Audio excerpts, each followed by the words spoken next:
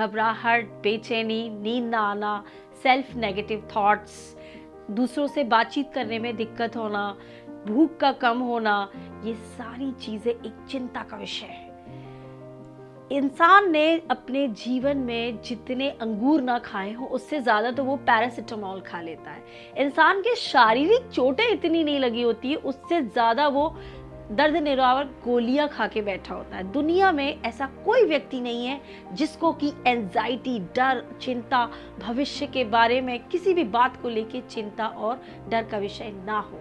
चाहे वो कोई यूट्यूबर्स हो, चाहे आपके हीरो हीरोइन हो, आप दीपिका पादुकोण को देख लीजिए, उन्होंने भी इसी चीज़ से ओवरकम किया है और अपनी मेंटल इलनेस को लोगों के सामने एक अवेयरनेस के रूप में लेके आई हैं कि मेंटल इलनेस एग्जिस्ट करती है। यदि कोई चीज़ है तो उसके पीछे कोई तथ्य, कोई लॉजिक और कोई रीज़न होता है। उसका रीज़न होता है कि डिज़ायर्स, हमारी इच्छाएं जो मैटर करती हैं। कुछ सॉलिड होती हैं, कुछ लॉजिक होती हैं और कुछ अनप्रिडिक्टेबल इच्छाएं होती हैं जिनका स्टार्टिंग और एंडिंग पॉइंट भी होता है कि वो कहाँ से शुरू होती हैं और उसके बीच की जो जर्नी है वो कैसे होता है, समय बीतता है और उसका एंडिंग पॉइंट कैसा होता है। नमस्कार, मैं doctor Aradhana Chaurasia, psychology counsellor, psychotherapist and आपकी पर्सनल काउंसलर। आज लेके चलूंगी कि आपको डर, चिंता, अपने भविष्य को लेके इस तरीके से कैसे बाहर निकलें। अगर आपको कोई डराए कि आप बाहर नहीं निकल सकते, बिल्कुल आप ओवरकम हो सकते हैं और सेल्फ से हो सकते हैं। इसके ट्रेंडी रीजंस क्या होते हैं? इसके ट्रेंडी रीजंस है ब्लैक एंड वाइट थिंकिंग। या तो ये सोच है, या तो ये सही है, या तो ये गलत है, या फिर self negative talks. Self negative talks ज़्यादा हो जाती है टीन एज में। हॉर्मोन्स का जल्दी जल्दी बदलना, मूड चेंजेस होते हैं, मूड स्विंग्स होते हैं, एक दूसरों से बातचीत करते हैं उनके थॉट्स डेवलप हो जाते हैं और अपनी फैमिली की रिस्पॉन्सिबिलिटीज बढ़ जाती हैं। Self identity, self recognition, self status, self reputation, ये सारी चीज़ें से हम इतने ज़्यादा प्रोटेक्टिव हो जाते हैं कि हमें वो चीज़ जो आने वाली सफलताओं के लिए हम जिनका वेलकम करने के लिए बैठे होते हैं, बट अनचाहे हम डिज़ायर्स को लेके उन चीज़ों का वेलकम करते हैं और उस भूल भुलैया में फंस जाते हैं जहाँ से अंदर घुसना तो बहुत आसान होता है लेकिन बाहर निकलने का रास्ता बड़ी मुश्किल से मिलता है। बट इससे आप ओवरकम हो सकते हैं।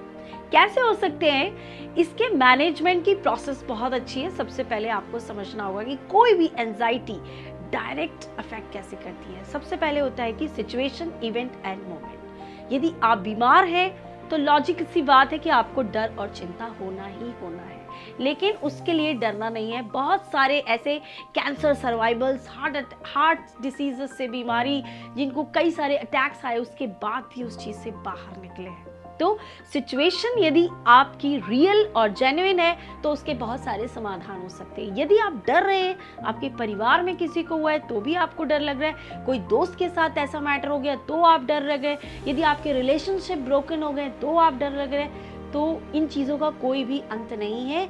इस सब को आपको खुद ही को रिजॉल्व करना आना चाहिए, उस सिचुएशन को हैंडल करना आना चाहिए। दुनिया में दो तरीके के प्राणी होते हैं, एक तो होते हैं उस चीज़ से फाइट करके, फेस करके, चैलेंजेस के साथ ओवरकम हो जाते हैं। दूसरे होते हैं कि हर परिस्थिति में नेगेटिविटी ढूंढ के और उसका सहारा लेके आगे बढ़ते हैं। तो ये सिचुएशन एंड मोमेंट होता है। इसके नीचे ये क्या करती है सिचुएशंस? आपके थॉट्स के पैटर्न को डिस्टर्ब कर देती है, आपकी थिंकिंग को नेगेटिव थिंकिंग की तरफ लेके जाती है। फिर उसके बाद आपके इमोशंस वैसे ही बहने लगते हैं, आपकी भावनाएं बदलने लगती है धीरे धीरे। उस चीज़ को लेके आपकी भावनाएं वैसी ही हो जाएंगी जैसा आपके थॉट्स और जो सिचुएशंस थी। फिर इसके बाद आपके बिहेवियर और आपकी एक्टिविटी ही ऐसी हो जाएंगी कि आपको खुद से खींच उठने लगेगी। ये सारे थॉट्स के एक पैटर्न है। चलिए बात करते हैं कि इसको मैनेज कैसे करना है। दोस्तों, एक चीज़ हमेशा याद रखना कि कोई भी चीज़ दुनिया में आप कहीं भी चले जाएं, डॉक्टर्स के पास चले जाएं, कहीं भी चले जाएं, self management is the best technique. हर चीज़ को मैनेज करने के लिए सेल्फ। अब सेल्फ से करने के लिए आपको क्या चीज़ चाहिए? सबसे पहले आपको खुद को मैनेज करना आना चाहिए। अपने मन से ये मिथ्य को निकाल दीजिए कि ये सारी चीज़ें तो मुझे पता है, मुझे मालूम है वॉक करने से अच्छा होता है, मुझे मालूम है कि एक्टिविटी करने से आप स्वस्थ रहेंगे, मुझे मालूम है कि अच्छी डाइट लेने से आप अच्छे रहेंगे। यदि आप ऐसा सोचते और करते नहीं है तो इस बात को सबसे पहले अपने मन से यहीं पे इसको हटा दीजिए।